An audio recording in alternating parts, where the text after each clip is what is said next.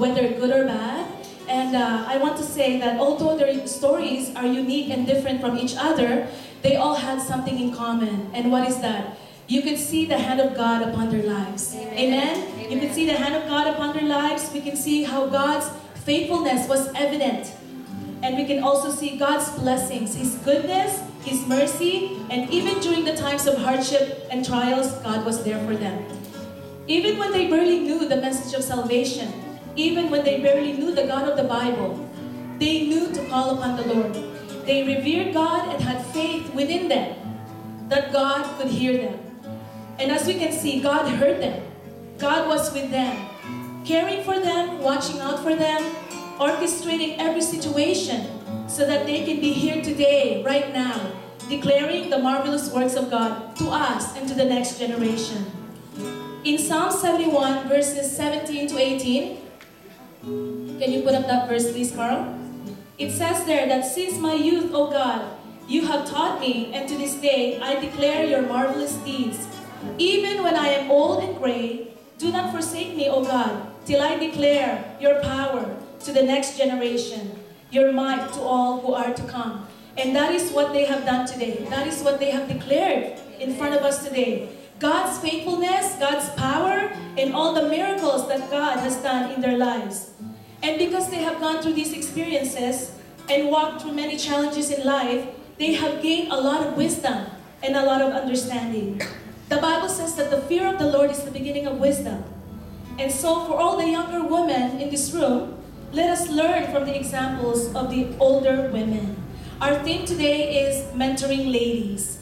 Amen. And let's just briefly pray for a second. Heavenly Father, we thank you, Lord God, for today. We thank you for the mothers that we have, Lord. Lord, I pray that as we go into your word, Lord, that Lord, let the words of my mouth and the meditation of my heart be acceptable in your sight. In Jesus' name I pray.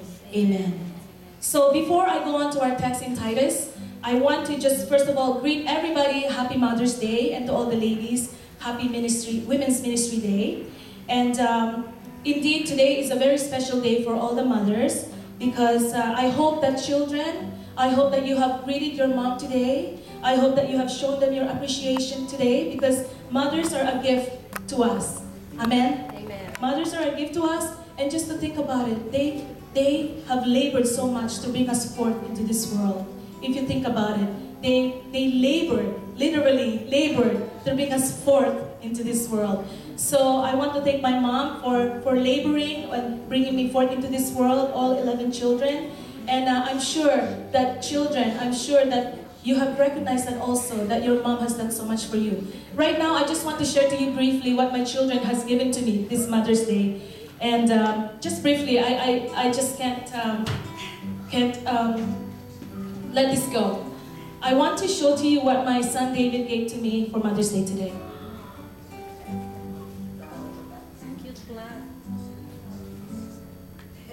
He gave me, I think it's Mongo plant. And I like how the schools today encourage our children to create something for their parents or for their mother when it's Mother's Day, or father when it's Father's Day. And with that came it says, I love you. And there's a coloring thing in there, and it says, please color. So I have to color this. That. And I want to share to you what Melody, with that, David also wrote me a letter. It's a very, very touching letter. He said, dear mom, you are the best mom I had in my life. Because you took care of me when I was a baby, a toddler, and when I was in your stomach, spelled S-T-A, stomach. And you cooked me food when Dad was at the store or at work, and thank you for saving me when I was choking on a vegetable. And when I had pneumonia. And he spelled pneumonia correctly because he said he asked the teacher, and the teacher looked it up in the dictionary. So that's really priceless to me. You know, it may not be an expensive jewelry or a free dinner to a fine restaurant, but these gifts to me are very priceless. Okay, for Melody, wrote me a poem and also made this, I think it's a sun catcher. It says Mama in French because she's in first French immersion. And you hold it up on the window and you see all those different colors which they melted when they ironed it. And these are just wax paper for when you're baking. So, and with that came a poem French immersion, so I'm going to read it to you in French and translate to you. Qui venait sécher nos pleurs, c'est maman, maman bonheur. Qui chantait dans sa cuisine, c'est maman, maman pudding. Et le soir dans un lit chaud, c'est maman, maman dodo. Qui nous prenait sur son cœur, c'est maman bonheur. So basically, what she's saying here is who dries our tears? It's our moms. Who sings in the kitchen? It's our moms. And at night, at bedtime, she's there. And also, who keeps us in our heart? It's mom. So, thank you, Melody. And this one is a card from James. And he says, Mom, you bring sunshine to my life. Signed, James. So, I'm telling you, it's priceless. And with that, he gave me this. This is really beautiful. This is a tile. He made a cross. You see the cross? Cross, and beside that there's a heart plant with a red heart. Okay, there you go. And on the left side, it's a red rose. So he knows what I want. And when he told me a few weeks ago, he said, Mom, I'm making you something. I can't tell you what it is, but you're really gonna like it because you're into those things, he said. So thank you, James. So thank you to all my children for doing that. How are you? Okay, so to move on, let's go to Titus 2 verses, I included 3 to 5. Okay, Carl, slide please. Likewise, teach the older women to be reverent in the way they live, and not to be slanderers or addicted to much wine, but to teach what is good. Then they can train the younger women to love their husbands and children, to be self-controlled and pure, to be busy at home, to be kind, and to be subject to their husbands, so that no one will malign the word of God. So here the Apostle Paul is reminding Titus, a young servant of the Lord, to admonish and to teach the older women in the church to live a holy life, to speak words that only edify and encourage and lift, to utter only good things about other people, not to be slanderers, not to be super critics of everyone else, but to teach what is good. Also, in verse 4, it says here that then they can train and model godliness and teach the younger women. I know that Tess read that several times today. It says model godliness, Happy Sleep accent model. Okay, model. Okay, ever since I was a kid, I've always wanted to be a model. It's true. I used to stand in front of the mirror and pose and smile like this. And I remember my babysitter, Nana Elsa, she used to laugh and just let me model. And today I may not be Kate Moss or Linda Evangelista or Halle Berry, but I'm a model because I'm a model for the Lord. Amen? So this is what we ought to do. We may not be models for makeup or clothing, but you know what? We are models for the Lord. So all of us are models. Amen? Amen. Amen. So as it says here, they can train, model godliness, and teach younger women too. Number 1, love their husbands and their children. That's self-explanatory. Love their husbands and their children. Number 2, to be self-controlled and pure. So fruit of the Spirit, right? Number 3, to be busy at home, not neglecting the affairs of the home. To be kind, which is character of Christ, fruit of the Spirit. To be subject to their husbands, submissive. And so that no one will malign the word of God, so that no one will criticize the word of God. So here, Titus 2, 3 to 5 is speaking about women's relationship with one another in the church. Older women mentoring younger women. So today, I want to challenge the JFA women, the women of grace, to step up to this role.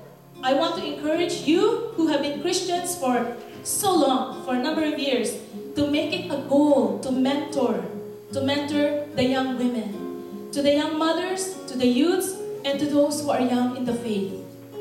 This is why it is so important for each of us to grow in the knowledge of Christ and to be deeply rooted in the Word, to be mature in our character, so that we can be a godly example, an ambassador, a messenger to those around us and to those that God will bring into this church. Now, to be a mentor, do I have to be perfect?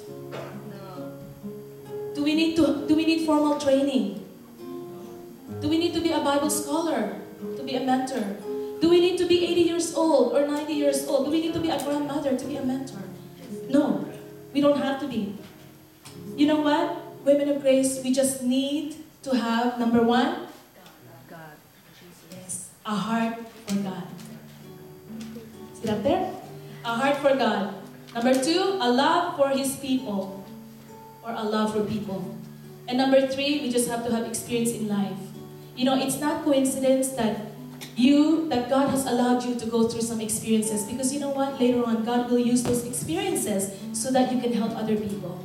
Amen? Just an example, it's not a coincidence that you had trouble in your marriage and came out victorious, because you know what? God will use that experience later on to the younger women, and even if they're not young, but to the women who have broken marriages, so that you can minister to them. It's not an accident. There is a purpose for everything that happens in our lives. Now, I want to give you some practical tips and few qualities of an effective mentoring relationship. Slide, please. Availability. You don't need to be a trained psychologist or a student of theology to mentor someone. Just be available for timely and godly advice. And as I said, you should have a love for God and the desire to obey His words and abiding by His commands. You know what? Women need women. Yes, our pastor is here to preach to us, to shepherd us, and to oversee the church. Yes, our husbands are there to listen. But do they really listen? Yes, to listen. But you know what? Men can be wives, men can be mothers and daughters. Men are men. So younger women need the experience and the endurance and the example of our older women. So who else will guide the younger women but us? You know what? There are too many distractions today out there, too many alternatives out there that are not based on the Word of God, but based on New Age principles. Ladies, if we don't make ourselves available to mentor the younger women, then they will be indoctrinated by the world. So we need to do our part. To all the young ladies, I implore you, I appeal to you to seek godly advice of godly women in the church. Do not be embarrassed, do not be hesitant to seek counsel from them. Do not go to your horoscope. Do not go to a fortune cookie. Oh, what's the cookie say? Or write to Dear Abby to find out answers to your questions. Go to women whom you know love the Lord. Amen? Number 2, so the first one is just be available. Number 2, slide please, be a listener. Allow her, once you have developed that friendship with someone that you're going to mentor, allow her to open up to you. Do not interrupt and feel that you have to interject every thought that she has, every topic that you're talking about. Just be a listener. Wait until she asks questions, and trust me, she will ask you questions. Okay, number 3, be trustworthy. She must be able to trust you. It is a sacred relationship. Number 4, be genuine. While talking or giving advice, do not be afraid to show your weakness. Honesty makes us vulnerable. God is still at work in all of us. Like I said, you don't have to be a perfect person to be a mentor. Number 5, be an example. Paul told the Corinthian church to follow his example, just as he follows the example of Christ. Mentors must show their demonstration of love for God. You know what? Words alone are empty. Actions will speak louder than words. So when mentoring someone, the person you're mentoring should see that you are trusting in God in your difficult situation, right? For example, as a mentor, you have given an advice to a young mother to love their husbands. But at the same time, you yourself, you don't show that you love your husband. So we have to be an example, right? Another one is, you have advised somebody to be prayerful in difficult situations. But when you yourself have gone through difficult situations, you get frustrated and they don't see that you trust God. So we really have to be an example and live what we teach them, right? Number 6, be purposeful. If someone wants to learn more from the Bible, then find out.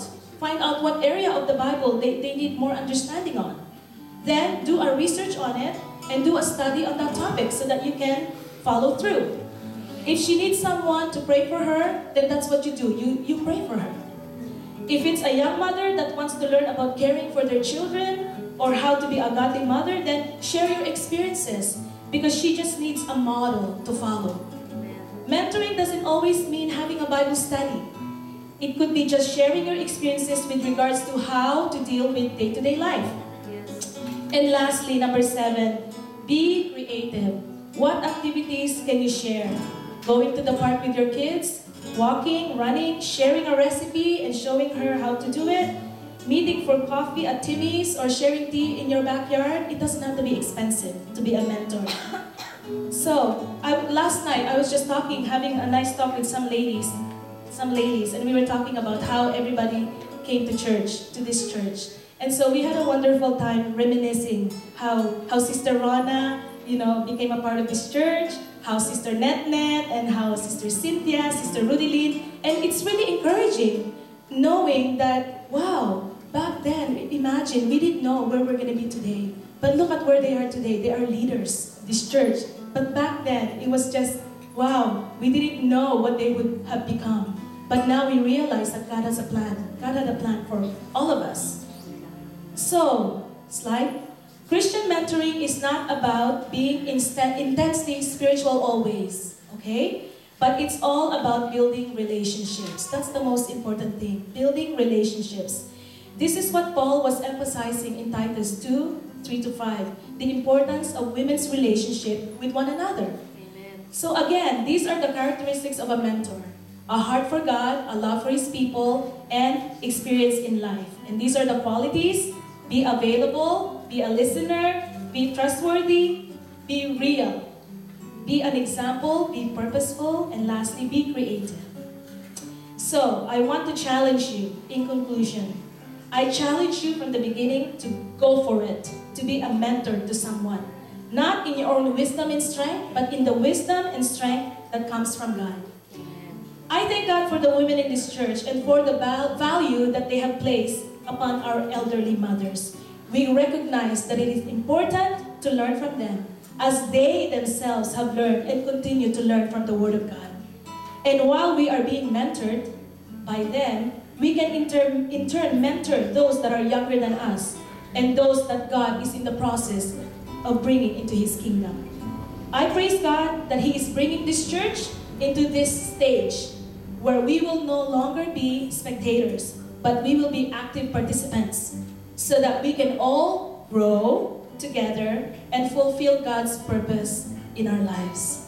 Thank you very much, everyone. Why don't we just say a word of prayer? Let's all stand up before I call Pastor Noel. Let's just bow our heads and pray. Heavenly Father, we thank you. We thank you for bringing to light these verses from Titus, O God. Lord, I pray that you would teach us to revere you. Teach us to abide by your words, O Lord. Use us to be mentors, O God. Lord, I pray that you would use us to be a blessing to someone. Lord, lead the younger women to someone who has a love for you and your people, so that they will know, Lord God, how to love their husbands and children, to be self-controlled and pure, to be submissive to their husbands, and to be kind, Lord, to be gracious. Holy Spirit, I pray that you would guide us and teach us and empower us and use us as instruments for your glory, Lord. For your glory alone, oh God. In Jesus' name I pray. Amen. And everybody says, amen and amen. God bless you and happy Mother's Day. Thank you, folks. I've never been on a TV show before, so this is really good. You can sit down for a while. I am a product of a wonderful woman, and I can relate very much to the faith that is in the grandmother. My late grandmother Magdalena passed away a few years ago, but she just pushed faith into our hearts. And I thank God that she did that because it stayed. I thank God for my mom, who is just a quiet, steady example of being what it is like to trust the Lord. And she can go through mountains and difficult challenges, and she would be just as steady. You can move her in the midst of the storm, and she won't fret a bit. And she also taught me one thing, that if the cooking is enough, don't add any more. What does that mean? I'm not adding anymore. This is a good meal. There's many to digest. There's many to capture and keep in your hearts. If not for the creative presentation, it's the reality of life. And we can never thank God enough for the mothers in our lives and for the ladies that God is raising up in this place. Thank you, Women's Ministry. We are just blessed by what you have done. This is a big challenge for the men's ministry. Now we have to we have a month to think about something that's interesting. We can't do the C anymore. It's done. But you know, it just makes me so happy. Right afterwards, the men will honor you with a wonderful fellowship. So I hope that you, ladies, moms, that you will just enjoy the hospitality of the men's ministry this afternoon. Bow your heads with me. Lord God, we thank you that when you created Adam, you realized right away that his life is not complete. And you have to open his ribs and bring out a woman, a suitable helper. Lord, today we will not be here if not through the ministry of our own mothers. We will not be here, and this company will not be complete without the enriching contribution of the sisters, Lord God, that you have placed alongside with us to grow with us. Lord, help us, Lord, to be acknowledging of each other. Help us, Lord God, to be appreciative of each other's work and to recognize the uniqueness of the blessing. Lord, today I pray for the moms that are here. I pray, God, those that are still in the middle of their motherhood years, Lord God, be their strength. There are many days when a mother doesn't know whom do they talk to. Is there anyone that is willing to listen in the midst of their desperation? Be the God of all comfort and be with them. Lord, I lift up to you the single moms in this church. They face such a unique challenge, Lord God. They stand by themselves and they have no one else to trust but you. You said, Lord God, you will watch over the widows. You will protect their welfare. And so draw your presence closer to the single moms in this place. Strengthen them and be their comfort and their wisdom, Lord God. And even through the uniqueness of their ministry, raise up children that will come to know you and fear you. Lord, I pray for the older moms, Lord Jesus, that as they watch their children now look after their own kids and their family, may they be the source of wisdom. May they be the source of comfort, Lord, and they'll give timely advice to the families that need them.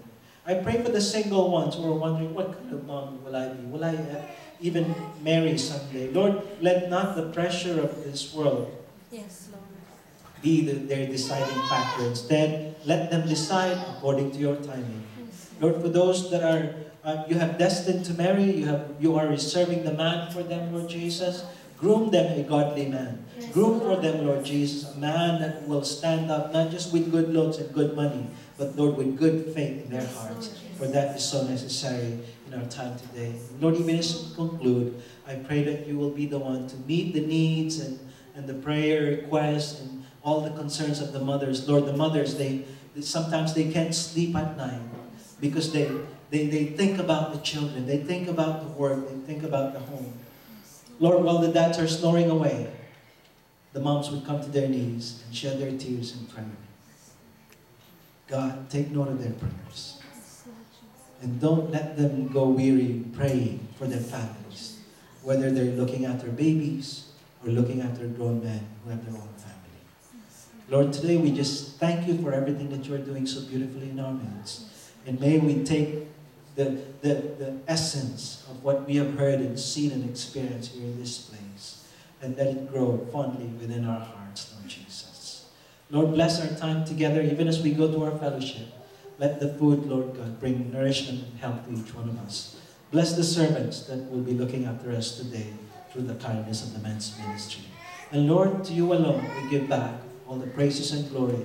It is you who have designed the family in the way that it is. It is you who have brought within every home a husband and a wife and allowed them to reproduce and allowed them, Lord, to look after young souls. Lord, continue to strengthen our homes. Continue to be in the center of our conversations. Continue to be the God of our lives, as we have emphasized it time and time again this day. We give you back all the praises and glory. And Lord, we want to say thank you for loving us. Thank you for all the things that you have poured into our homes. You have blessed us in a tremendous way. You have blessed us, and Lord, in more ways than we can appreciate. And Lord, today as we are honoring our moms and our sisters, we say thank you for loving us this way. We give you back the glory in Jesus' name. And all the children of God would say, Amen. Amen. Amen. Thank you again for our guests.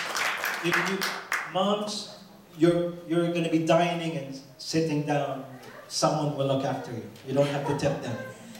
For the rest of the younger ones, we will sit on fellowship chairs. That's what we call it now. Fellowship chairs, or you might be walking around with your plate. That's okay. But we want to honor, if you're a guest, please be the first one to the lineup, and we'll spend the rest of the afternoon just fellowship with each other.